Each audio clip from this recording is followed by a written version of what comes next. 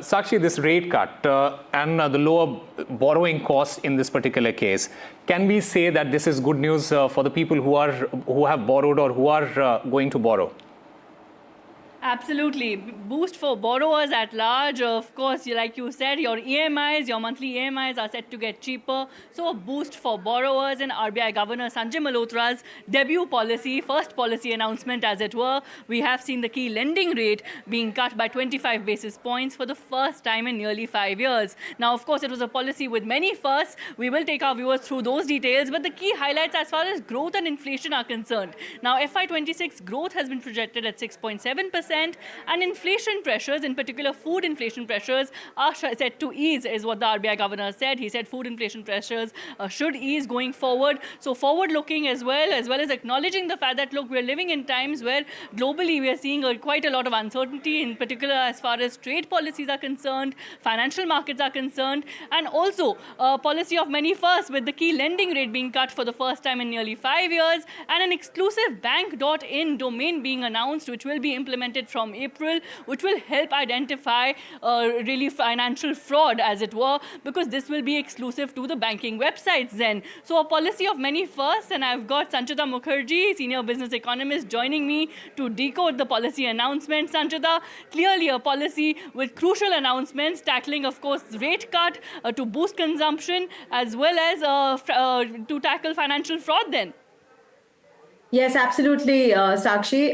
It's been a very pleasant viewing of the rate cut decision, because last year food inflation, especially on the vegetables and pulses side, has met up with unprecedented weather and climate change aspects in terms of heat waves, very heavy rainfall. So I think the MPC unitedly decided that over a period of time in this year, the food prices, especially on the vegetables and pulses front, would actually come down. And I think the budget has been very supportive in terms of putting money into the consumer's hand to spur the slowdown which has happened in consumption a bit. And I think this would go a very long way in terms of putting money back into the hands of the people, home loan, future home loan prospects. Once the EMIs come down, consumption can again restart in terms of people will have more surplus money in their hands to buy more. And I think a virtuous credit cycle will offtake now that banks are further allowed to lend further to consumers. Absolutely. And another landmark announcement is, of course, this exclusive bank.in, domain really for banking websites, which will be implemented in April. Your thoughts, because it does really address the need of the hour with financial fraud.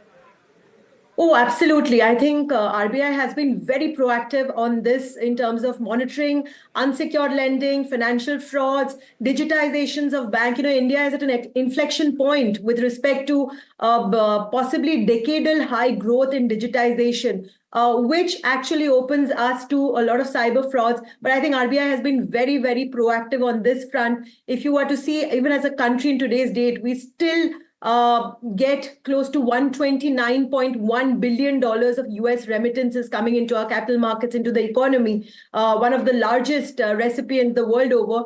But having said that, I think it's a very welcome step in terms of protecting consumer interest. This will further aid consumption. This will further aid the economic growth.